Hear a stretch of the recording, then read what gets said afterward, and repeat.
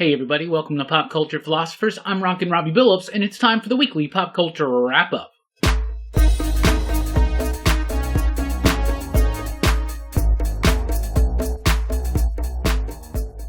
That's right everybody, thanks for checking out the video. I am Rockin Robbie Billups. This is the weekly pop culture wrap-up. It's the show where I go over the week's pop culture news, mostly comic books and movies. It's the first show of 2020, so Happy New Year. Let's get right into it. X-Men number 5 is going to debut a new team of mutants in a story that's directly tied into where the future of Jonathan Hickman's story is going, right? It's X-23, Sync, and Darwin. Hickman is also going to be joined by R.B. Silva on the artwork. R.B. Silva was the artist on Powers of 10, for instance. They say, and this is the next issue of X-Men, it's the last Wednesday of January. I think it's the 29th, something like that, right? So X-Men number 5 introduces this new team. They get sent on a new mission, a secret mission that's supposed to tie into the future of the ongoing X-Men storyline. I'm thinking Phalanx, right? Powers of 10, why bring in R.B. Silva? Why bring him back at this particular time for this particular issue? Why do such a big tease?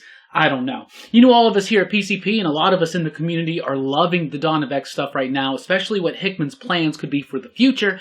Don't forget all the groundwork laid in House of X, Powers of 10, we got all the Phalanx Covenant stuff, all the Moira stuff. All that stuff is still there, and that's why I'm loving Dawn of X, is because they're able to keep us intrigued with some new teams, some new ideas, some new interactions, and things like that, and still not really fully address all that stuff that's already been set up that is to come. So I think this is somehow tied into the Phalanx or something like that.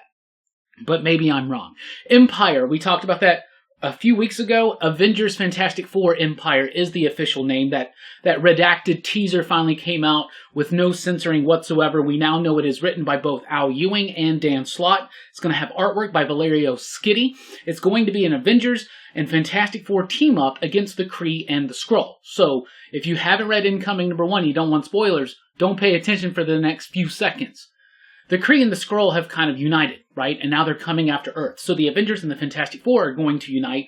And of course, Al Ewing, he has written the Avengers before. He's the current writer of Immortal Hulk. Dan Slott's writing Fantastic Four right now, so it makes sense for it to come together. All in all, it could be neat. It could be cool. I don't know. I'm definitely going to be checking it out. I like the artwork. I like those two writers. I love the Fantastic Four, so I'm definitely going to be checking it out. So this is Marvel's first event of the year, but I don't think this is going to be one of those full-on big-time events with a lot of tie-ins and stuff. At least, I hope not. I'm pretty sure this is just going to be a mini-series.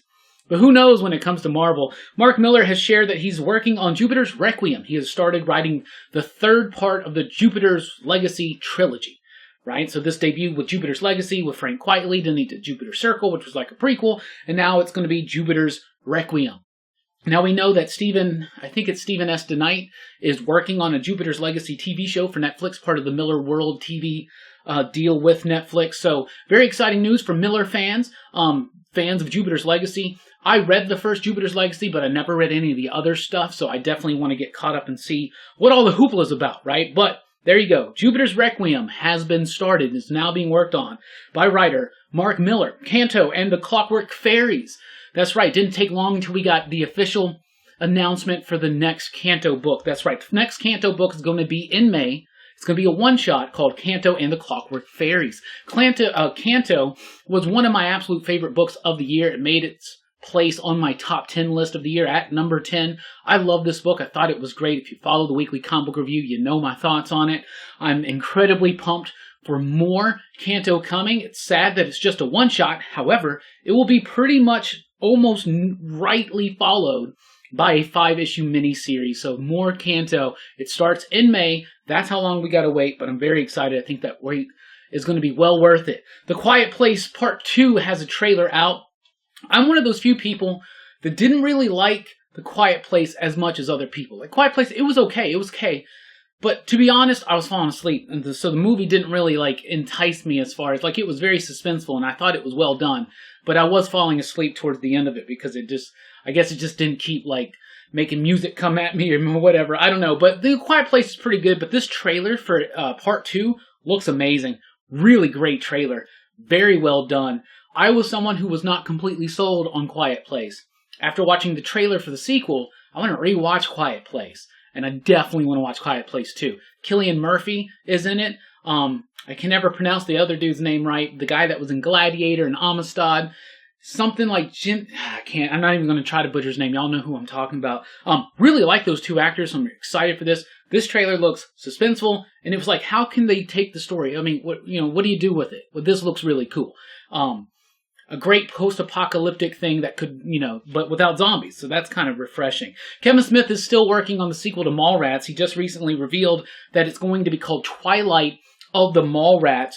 And the plot of it's basically the mall is about to die out. It's about to be closed down. Brody has an attachment to this mall. So he moves his comic shop into the mall and he starts this big mall convention or something. And then during all that, Die Hard at a Mall happens. If you're a Kevin Smith fan, especially an old school Kevin Smith fan like I was all into the View Askew universe back in the 90s, we already knew that the proposed sequel for Mallrats was Die Hard in a Mall. And so that sounds funny. He says legally they probably can't call it that, but I don't know. I'll believe it when I see it. We've had so many false starts on this Mallrats sequel. We got Clerks 3. Apparently that script is ready. Jay and Silent Bob reboot. But it only played one night in my town, and I didn't get a chance to check it out. I want to. I do like Kevin Smith. I love the View Askew universe. I think it's cool to kind of revisit these things. That's cool. I'm pumped. But when it comes to Kevin Smith, all I can say is I'll believe it when I see it. And I'm excited to see it. Deadpool 3 is officially a go at Marvel Studios, at least according to Ryan Reynolds. He has revealed that Marvel Studios is in fact working on Deadpool 3 with Ryan Reynolds and the entire team. So we'll get more on that as it comes, but Deadpool fans, rejoice. The Disney-Fox merger thing, whatever, it's not a merger. Their buying of their properties didn't affect Deadpool too much, it seems. Lock and Key has released a series of teasers. They're kind of like teasers to teasers almost. This is crazy. They've released 3 little 4 or 5 second little tiny things, barely there. Definitely look into it if you're interested. However, I will take this opportunity again to point out that in February on Netflix, Lock and Key starts its 10-episode journey. It's one of the best comic books of the last 20 years. It's written by Joe Hill, artwork by Gabriel Rodriguez. It's absolutely brilliant and amazing, and I cannot be more excited for Netflix to adapt it. I'm very excited. I was supremely excited about Umbrella Academy. To me, this is the same level of excitement. And WandaVision for our Disney Plus has been officially announced that it is going to be releasing this year in 2020. We were originally expecting it in 2021, but they're definitely going to have it out this year in 2020, which makes it Winter Soldier and Falcon and Winter Soldier and WandaVision, 2 Disney Plus Marvel series this year. I think they saw that big drop in subscribership once The Mandalorian dropped off. It would be definitely in Disney Plus's best interest to keep some kind of a big show, Star Wars related, Marvel related, something like that, kind of always on the horizon to keep that subscriber base flowing, right? At least that's what I think. So that's what we got for you this week. What do we got coming up here at Pop Culture Philosophers?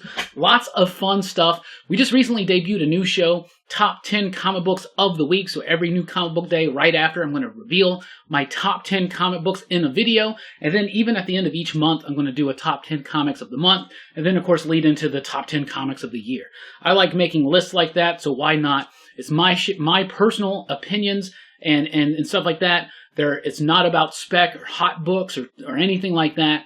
There are plenty of other people that do great jobs with stuff like that, like Comics with Bueller, like Comic Tom 101. So definitely check them out for that. But if you just want a little bit more of a revisit on my top 10 picks of the week, definitely be looking out for that video. Most Thursdays, Fridays, something like that. Comics Revisited returns January 16th. I'm very excited about that with our Friendo episode. We're going to have 9 episodes to finish out Season 2. Then we're going to start work on Season 3. There will be no live stream tonight, taking the weekend off on live streams. Getting recouped, getting ready for this new year. Lots of excitement coming. Even a new camera coming very, very soon. I believe it's going to be called The Reggie. So thank you guys so much for all your support. It means the world to us. We had a great 2019. We look forward to blazing ahead in 2020. Let us know what you think about any of this pop culture news or comic books or anything. Just let us know in the comments down below. I've been Rockin Robbie Billups. Please do like, share, and subscribe. And join us over at popculturephilosophers.com for podcasts and a whole lot more. I've been Rockin Robbie Billups. Thanks for rocking with us. Keep on reading. Keep on living. Keep on being the best.